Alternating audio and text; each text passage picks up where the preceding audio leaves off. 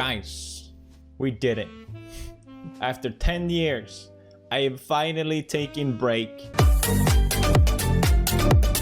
No, I'm not quitting media. I'm not quitting media. I'm not quitting media. I forced myself to what? What's going on, everyone? Jeremy here from the Quartering, and as predicted in the what would this be? Small PP move. I'm not sure. I'm a little too boomerish to get the PP meme, but as predicted by PewDiePie, the articles are already starting, and one particularly egregious article grabbed my attention. In fact, it really grabbed most of your attentions out there, and a lot of people asked to have a response to it. So there's a website, ccn.com, and as always, when you send articles, I saw a lot of people retweeting these articles and talking about it. Please, please, please, please, please use archive.fo or archive.is. Let's not reward these people for writing these garbage stink pieces. When we look at ccn.com, as of yesterday, they ran this article. PewDiePie shutters controversial YouTube channel, but for how long? I don't understand how you can have more wrong with a title. First of all, shuttering it is alluding to the fact that it's gone forever and closed. Controversial to who? The guy's got 100 million subscribers. I wouldn't define it as controversial. Now, it starts saying, PewDiePie begins self-imposed hiatus. The YouTuber published his final video on YouTube today. There's no time frame for how long he'll be away. What will they write about? This is it. This is probably gonna diarrhea out as many anti-PewDiePie videos as they possibly can in the next 24 to 48 hours because they're not gonna have a lot to write about over the next 2 weeks. After announcing he plans a break for 2020, controversial YouTuber Felix Schellberg published his final video today and began his hiatus in earnest. In a video released today titled, "It's Been Real, I'm Out," PewDiePie sips from a beaker of whiskey and announces his exit. But this isn't the end for the YouTuber as we know him. PewDiePie continues pointing the finger at portions of media for spinning his previous break announcement into confirmation he was quitting for good. You're literally doing it in this video. You're in this article. You're literally right. You wrote that he shuttered his YouTube channel. What is that supposed to mean? You are literally doing exactly what he said you would. I can't. The staggering amount of lack of self-awareness is super small brain. Adopting a more serious tone, PewDiePie says, I can't believe this is so strange. I'm savoring every moment. Truth is, I don't want to go on break. Truth is, I love making videos. I just feel like I need to do this. Which is why, I swooped in and embraced PewDiePie's editor Sive in my warm embrace, bringing him into just so he can nuzzle up into my beard so he's not feeling lost over the next couple of weeks, however long PewDiePie decides to take off. Now, despite the vagueness of what exactly has weighed so heavily on the YouTuber in past year, it isn't unreasonable to assume that personal and professional milestones allied to stringent upload schedule have led to burnout. In the last year, the YouTuber married his longtime partner, surpassed 100 million subscribers after a public head-to-head with rival channel T-Series. T-Series wasn't really a rival channel. That drew PewDiePie into the center of India-Pakistan relations, and the familiar refrain, subscribe to PewDiePie, and then bring up something that he had absolutely nothing to do with, but you vultures in the media couldn't help yourselves and attach what that absolute loser decided to do in New Zealand. But yeah, it was PewDiePie's fault. And then, I don't know if this is the same big-brained author. I'd be willing to bet it is. Thomas Bardwell, and now we have Messamore. Two big-brained authors. This article drops today. Thank God PewDiePie is finally gone. Now, for a website that self-acknowledged yesterday that you knew you were doing exactly what you said you would, you doubled down on this idiotic headline. In his farewell video, before taking an indefinite break from YouTube, PewDiePie said, I need to do this.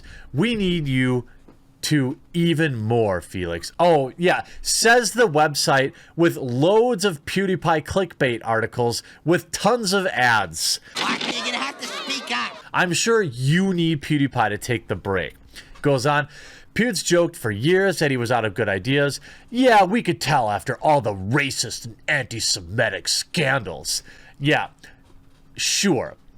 Felix jumped the shark years ago in internet time.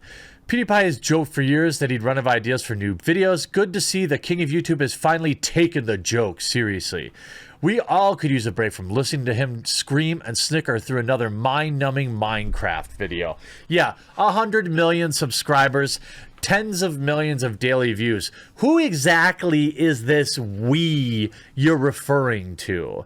The reigning king of all individual YouTube channels will probably stay there until he decides to not want it anymore. Who exactly is we that is sick of PewDiePie? And also, by the way, nobody's forcing you to watch his videos. It's not like YouTube promotes them like they used to. It's not like it's getting sent to your inbox or it's on your Twitter feed if you don't want it to be. Again, stunningly big brain decision from an author who's literally profiting off the man's name. Finally, YouTube won't be recommending yet another you laugh, you lose video. YouTube doesn't recommend his videos. That's drier than burnt toast. Again, don't watch it. I've never come close to losing any of those challenges, and when Pewds loses, it's so forced. He should have made the challenges you cringe you lose. Honestly, there's better acting on reality TV and dating shows. Yeah.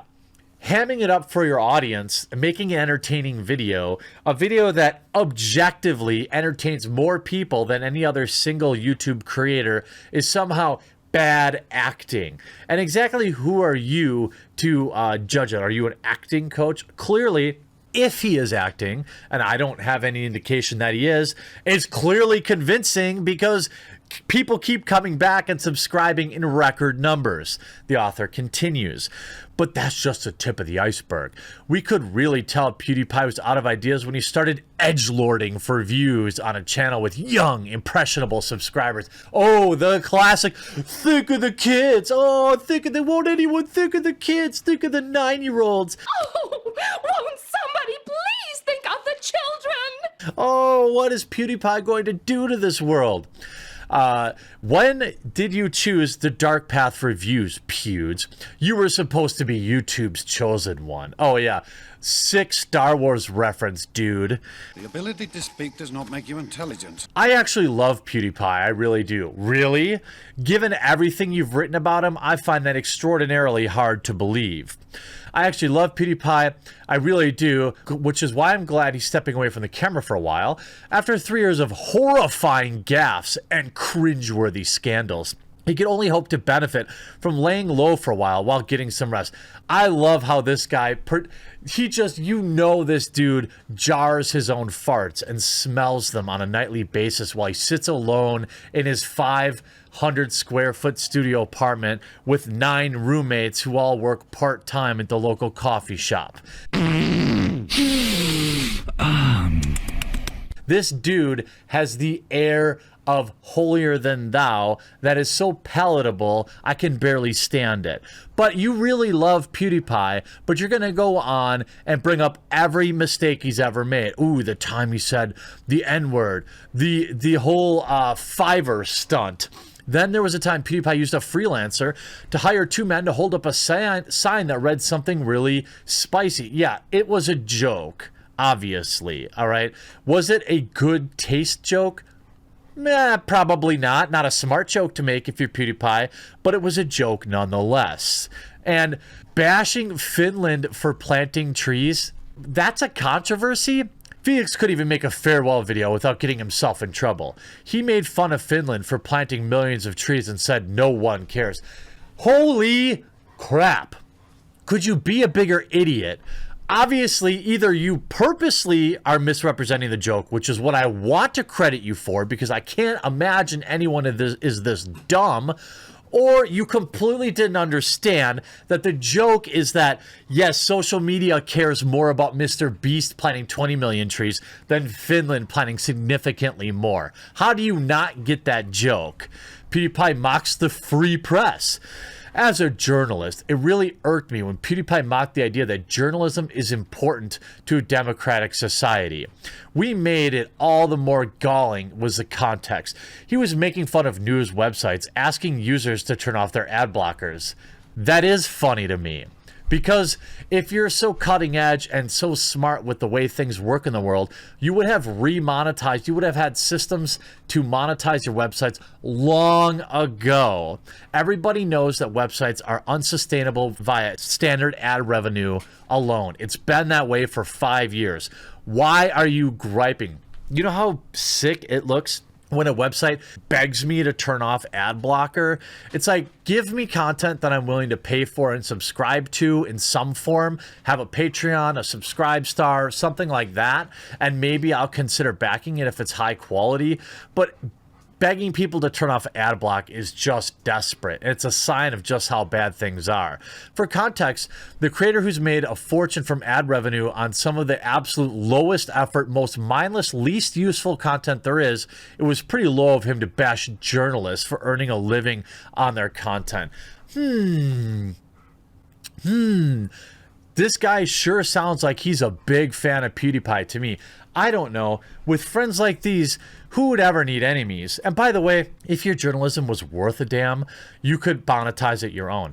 Look at what guys like Tim Pool is. Tim Pool is probably a millionaire as a single dude publishing, as you would call it, low effort videos on YouTube. Why don't you do that? Why does everybody else need to adapt? The system has changed. It no longer rewards clickbait and hatebait like it used to. It's your problem, not ours. PewDiePie sells out to shill dubious cryptos. The final straw for me. Wait, final straw? Wait a minute. Final straw? I thought you liked PewDiePie. I thought you were just a big fan of him. I fucking hate you, but I love you. Was when he shilled Tron and DLive earlier this month. It's not like PewDiePie needs the money. He's just taking some Justin Sun's advertising dollars to shill a shady pump and dump Ponzi scheme altcoins. No need to provide any evidence of that. I'll just take all of the other truth you put in this article and assume you've done your research. By the way, there's absolutely nothing wrong with DLive. I've been using it. I, in fact, promoted it because any alternative to Twitch is generally a good thing. Now, I think it's smart to inform your viewers, hey, be careful about pumping a bunch of money into anything that you don't understand, which is what I did and which I'm sure PewDiePie did as well. But I'm sorry, is he not allowed to have commercials? What if you have DLive ads on your website? Are you the same? Is it okay for you to do it? Stick to video games, Pewd. Yeah, stay in your lane, dude. We don't need that. There's enough confusion out there as it is, and a lot of people are getting hurt trying to get rich quick with cryptocurrency. Oh my God. DLive is not a selling cryptocurrency website. I thought you were a journalist. It's a live streaming platform that's built on blockchain that has crypto backing, but you don't need to put a single dollar in, and you don't have to take a single dollar out. You can build your audience there. You can generate revenue using Streamlabs if you want, or Patreon, or Subscribestar. You don't need to deal in any of their cryptocurrency. This article is one of the dumbest journalistic articles, hate pieces, really, filled with lies, masquerading as journalism. Hope you enjoy all the backlash, you absolute idiot. Hope you enjoyed this video, though, and we'll talk to you again real soon.